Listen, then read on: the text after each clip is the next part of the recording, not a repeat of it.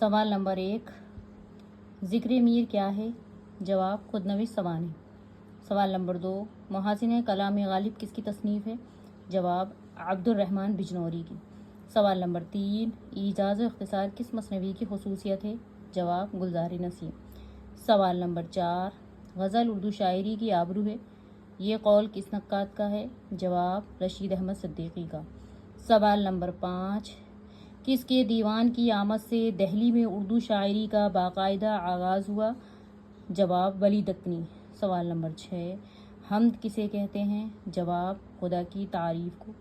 سوال نمبر 7، اردو کھڑی بولی سے پیدا ہوئی ہے، یہ کس کا نظریہ ہے؟ جواب مسعود حسین خاں کا۔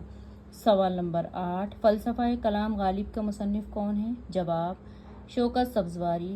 سوال نمبر 9، فسانہ آزاد کا مصنف کون ہے؟ جواب رتن ناتھ سرشار۔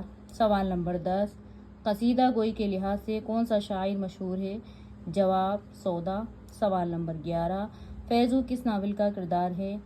جواب امراؤ جان ادا۔